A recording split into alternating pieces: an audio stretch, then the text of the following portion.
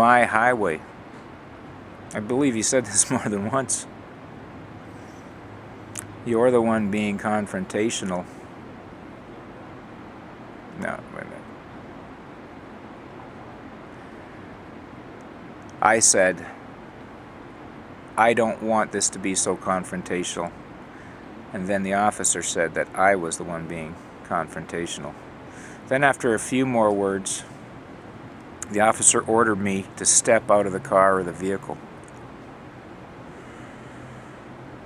I don't really remember which term he used, car, vehicle. I don't remember. But he did grab for the door of my truck and he opened the door 2 or 3 inches. I turned it, looked to him, I pulled the door in. I said, "Get your hand off my private property."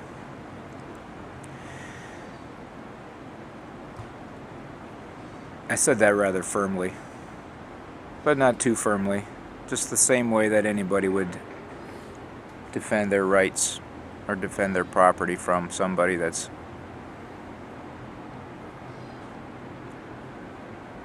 making a move on them or something along those lines. After I did this, he tilted his head to his radio, and in doing that,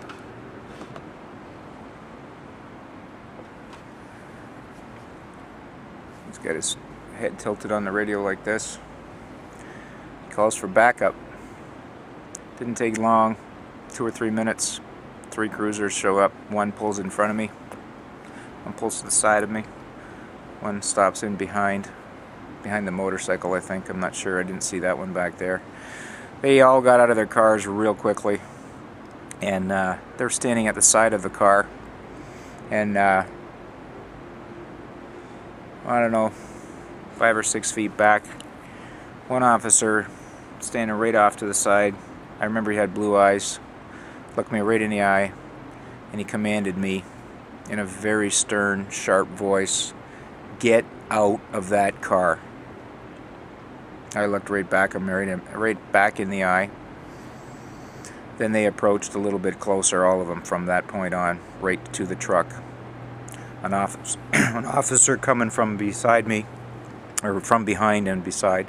One of them grabbed the door, flung the door open, reached in, grabbed me with his left arm, or his left hand by the bicep, and the other hand by the hair, this right here, a good handful. Grabbed it real good and hard and didn't let it go. Another officer reached in, grabbed me by the shirt, and they pulled me out of the Jeep and threw me to the ground face first. They did this rather violently. I was on the ground in seconds. While laying on the ground, one of the officers was stepping on my ankle. Another one was pressing on my back or my shoulder up in here, pressing down. My left arm was underneath my sternum in a fist, I believe. One of the officers had my right arm behind my back already with a handcuff on it, holding my thumb like this and squeezing it. I could feel him doing that, and I just let myself be in that left arm or right arm be limp so that he wouldn't cause any injury to my wrist. I was told to quit resisting. I was ordered to quit resisting. I had my head pressed down to the ground and my head turned to the side, and I said I wasn't resisting.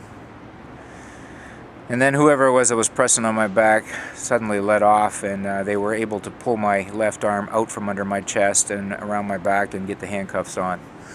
They then picked me up behind my arms and stood me up. And as they did that, I looked down on the ground and I could see my hat. I was wearing a Tilly hat. Was wearing it. I see my hat laying on the ground, and I could see my eyeglasses, which were in my chest pocket, and they were lying on the ground, and they were like this. They were all in one piece, laying on the ground. And I said to myself, I'm glad they didn't break my glasses. I just bought them about 3 or 4 days before. And I do need them to read. So then I was picked up. And then I was brought over to the rear driver's side quarter panel of the truck and made to lean over that. Forced to lean over it a little bit. And then an officer was going through my pockets and got my wallet. Another officer was over this shoulder over here. And he said, I smell alcohol. I said, I don't drink. But let it be known, I could smell alcohol on somebody too. Then I was put into the back seat of the cruiser. While I was sitting in the back seat of the cruiser, the other three of the officers stood outside of the cruiser, and they were much better spirits now. Most of the anger was gone. They were standing there at the side of the cruiser talking amongst themselves while a senior officer sat in the front seat of the cruiser and he was filling out a report. Well, these three officers that were standing out at the side in their little chit-chat, one of the officers said, that Jeep, is that the Jeep that belonged to Scott Andrew? And you know, remember Scott? He was dating that police officer. I don't know this police officer. I didn't hear the name that he said, but he mentioned the name of a female police officer. Wasn't Scott Andrew dating that police officer or something to that effect? And so then the other officer that originally arrested me said, yeah, I think that's the Jeep, or something to that effect. And he didn't register it, meaning me, that I didn't register it. Which I didn't register that Jeep, for good reason. Well, the officer that was inquiring about the Jeep, and he said it was an awesome Jeep, or something along those lines, he said, I want it. So when he said this, I'm sitting in the back of the cruiser, got my hands behind my back, and I just said, and who's the criminal here? I don't think the officers outside the car heard me say that. My window was up. The window for the front window for the cruiser was down a little bit because they were talking to the officer that was in the front, filling out the report. But I do think that the officer in front heard me say that question about who's the criminal here. They continued to discuss, the three officers. They continued to discuss what to do with my Jeep. One suggested that it'd be brought to a certain towing company, which would increase my difficulty in getting that back. I don't know what he meant by that.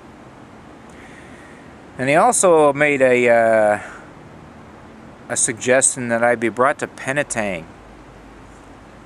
I don't know what he meant by that either, but it didn't scare me, and it didn't sound like it was really something that should be done. It sounded like it was meant to scare me.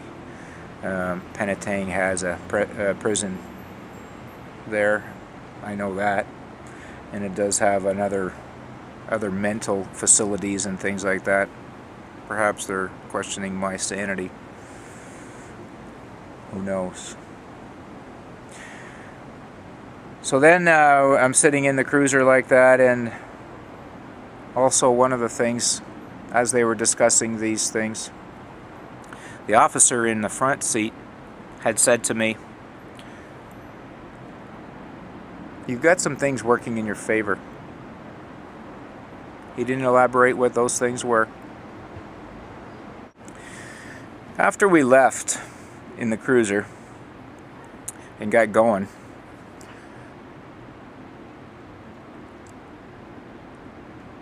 we were driving through town, and there's a flashing sign in a school zone. The flashing sign surrounds a speed limit sign, which is 50 kilometers. But it says that when the sign is flashing, the speed is reduced down to 4.